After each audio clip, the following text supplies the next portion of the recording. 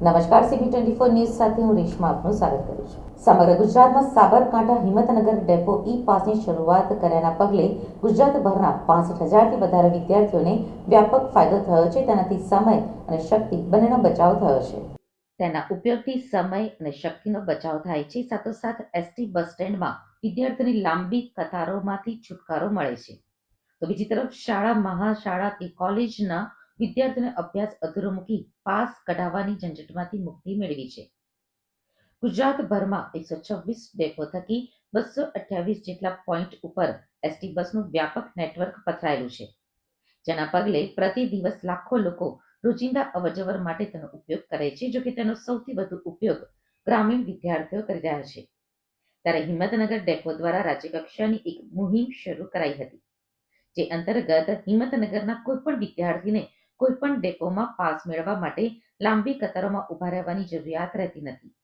તેના માટે પાસની સુવિધા શરૂ કરાઈ છે, જે અંતર્ગત દરેક વિદ્યાર્થીને પોતાની જે તે શૈક્ષણિક વિદ્યાલયમાંથી સત્ર પ્રમાણે પાસ મળી રહે છે. સામાન્ય રીતે ST બસનો પાસ મેળવવા માટે વિદ્યાર્થીઓ સ્કૂલ કે કોલેજમાંથી અભ્યાસ અધૂરો છોડી પાસની લાંબી કતારોમાં ઊભું રહેવું પડતું હોય છે. તેમજ ક્યારેક 2-3 દિવસ સુધી લાંબી કતારોમાં ઉભા રહેવા છતાં પણ પાસ મેળવી શકાતો નથી. ત્યારે સાબરકાંઠાના હિંમતનગર ડેપોથી શરૂ થયેલી આ મુહિમ હાલના તબક્કે સમગ્ર ગુજરાતભરમાં પ્રસરી ચૂકી છે. તેમજ તેને વ્યાપક પ્રતિસાદ પણ મળી રહ્યો છે.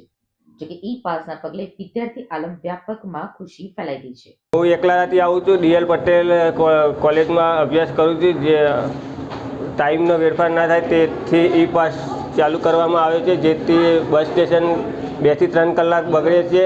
તે 2 થી 3 કલાક બગડે છે, ન નીકળે છતાં પણ બીજા દિવસે પાસ કઢાવવા લાઈનમાં ઊભું રહેવું પડે છે, જેથી ટાઈમનો બગાડ ના થાય. તેથી પાસ યોજના અમલ કરવામાં આવી છે અને કોલેજમાં ડાયરેક્ટ ઓનલાઈન પાસ નીકળી જાય છે, તેથી અભ્યાસમાં ટાઈમનો બગાડ થતો નથી. જોકે હિંમતનગર ડેપો દ્વારા શરૂ કરાયેલી આ મુહિમના પગલે અત્યારે મોટાભાગના શૈક્ષણિક સંસ્થાઓમાં પણ ખુશીનો માહોલ છવાયો છે. સામાન્ય રીતે જે તે શૈક્ષણિક સંકુલમાંથી વિદ્યાર્થીઓ પાસ મેળવવા માટે ST બસ સ્ટેન્ડ ઉપર જાય અને ત્યાં 1-2 દિવસ સુધી લાઈનોમાં ઊભા રહી ST બસનો પાસ મેળવતા હોય છે. જોકે હિંમતનગર ડેપો દ્વારા શરૂ કરાયેલી આ મુહિમના પગલે હવે દરેક વિદ્યાર્થી ઓનલાઈન પાસ મેળવવા માટે રજીસ્ટ્રેશન કરાવે છે, જેના પગલે રજીસ્ટ્રેશન થયાથી ST ડેપોનો કર્મચારી શૈક્ષણિક સંકુલમાં આવી વિદ્યાર્થીઓના પાસ ઇસ્યુ કરી જાય છે, જેના પગલે વિદ્યાર્થીઓને અભ્યાસમાં વધુ સમય મળે છે. સાથોસાથ પાસ મેળવવામાં સરળતા મળી રહે છે. હું GNM 3rd યરમાં ભણું છું, DL પટેલ સ્કૂલ ઓફ નર્સિંગમાં. અમે પાસ કઢાવવા માટે નોર્મલી 3 થી 4 દિવસ લાગે છે અને અમારો અભ્યાસ બગડે છે. પરંતુ કાર્ડની એ ફેસિલિટીના કારણે અમારો કાર્ડ અહીંયા સંસ્થા દ્વારા જ કાઢી આપવામાં આવે છે અને એ ઓછો બગાડ થાય છે અને લેક્ચર પણ ઓછા બગડે છે, જેથી અમારો અભ્યાસમાં ખલેલ ઓછી થાય છે.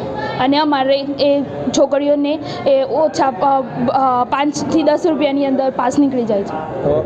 અને ખાસ કરીને જે વાત કરવામાં આવે તો આમાં જે સરળતા છે કોને વિદ્યાર્થીઓને, વાલીઓને, સંસ્થા અને વાલીઓને. અને કારણ કે જો વધારે દિવસ પાસ ના મળે તો ઘરે જાય તો વાલીઓને પણ પ્રોબ્લેમ થતી, એ પ્રોબ્લેમ ઓછી થાય છે.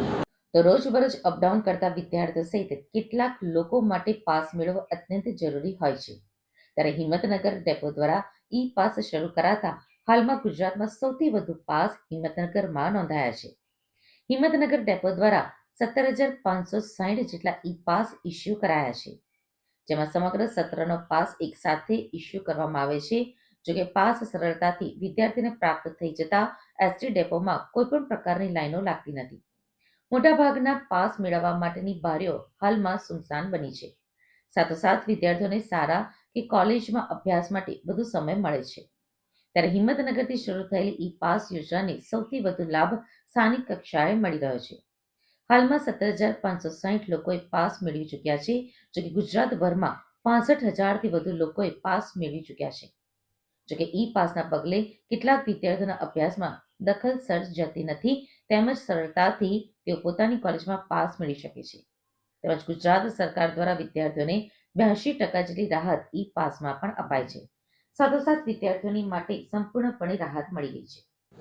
અમારા વિભાગીય નિયામક સાહેબશ્રી તેમજ જિલ્લા શિક્ષણ અધિકારી સાહેબશ્રીની માર્ગદર્શન હેઠળ સૌથી પહેલાં તો અમે અમારા હિંમતનગર વિભાગના તાબા હેઠળના ડેપો 8 ડેપો આવેલા છે તેઓના ડેપો મેનેજરશ્રી સાહેબ શ્રીઓ તેમજ સત્ર ચાલુ થાય પહેલાં અમે ઈડર ખાતે અને પ્રાંતિજ ખાતે ઈ પાસ સિસ્ટમ વિશે 2 સેમિનાર આયોજન કરેલું કે ઈ પાસ કઈ રીતના સરળતાથી નીકળી શકે, વિદ્યાર્થીઓનો સમય પણ ન બગડે અને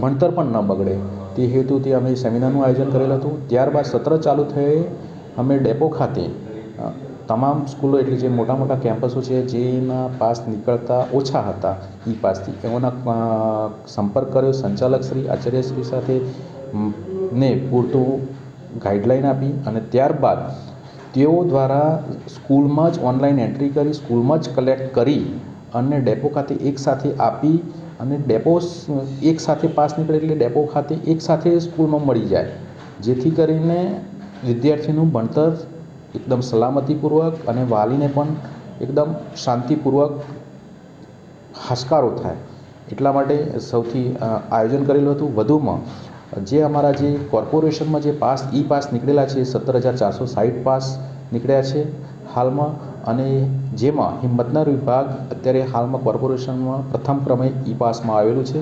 એમાં વિદ્યાર્થીનો પાસ સરકારશ્રીની ગાઈડલાઈન મુજબ ફ્રી પાસ આપવામાં આવે છે જે ગામડેથી સિટી તરફ આવે છે અને વિદ્યાર્થીઓના પાસ જે છે એ કન્સેશન મુજબ તેઓને નિયમ અનુસાર કાઢી આપવામાં આવે છે. જોકે વિદ્યાર્થીઓ માટે આશીર્વાદ સ્વરૂપ બનેલી આ ઈ પાસ યોજના આગામી સમયમાં ગુજરાતના તમામ ડેપોમાં સામેલ કરવામાં આવે તો એસટી બસ સ્ટેન્ડોમાં લાગતી એસટી બસોનો પાસ મેળવવાની લાઈનો લાગતી વિદ્યાર્થીઓને છુટકારો મળશે. તો બીજી તરફ કોલેજ સંકુલોમાં વિદ્યાર્થીઓની સંખ્યા યથાવત સ્વરૂપે જળવાઈ રહેશે તે નક્કી છે. ત્યારે જોઈએ છીએ કે આ મામલે આગામી સમયમાં હિંમતનગર ડેપો જેવી સુવિધા અન્ય કેટલા ડેપોમાં શરૂ થઈ શકે છે. ઈ પાસ યોજના જે શરૂ કરવામાં આવી તેનાથી વિદ્યાર્થીઓને ઘણો ફાયદો થશે. અમારી જ સંસ્થાની વાત કરીએ તો અમારા ત્યાં પહેલાં વિદ્યાર્થીઓને ત્યાં જઈને લાઇનમાં ઊભા રહીને પાસ નીકાળવા પડતા હતા, પરંતુ હવે ઈ પાસ યોજનાથી વિદ્યાર્થીઓ ઓનલાઈન રજિસ્ટ્રેશન કરી અમને આપે, અમે ત્યાં જમા કરાવતા એકી સાથે દરેક વિદ્યાર્થીના પાસ નીકળી જાય છે. ત્યાં વિદ્યાર્થીઓને વધુ સમય જઈને ઊભું નથી રહેવું પડતું અને લાઈન થતી નથી. વિદ્યાર્થી કોલેજમાં પાસ આપે એ ત્યાં જમા કરાવી અને બીજા દિવસે અથવા ત્રીજા દિવસે અમને મળી જતા હોવાથી હવે વિદ્યાર્થીઓને ત્યાં જઈને લાઇનમાં ઊભું નથી રહેવું પડતું તથા વારંવાર ધક્કા ખાવા નથી પડતા.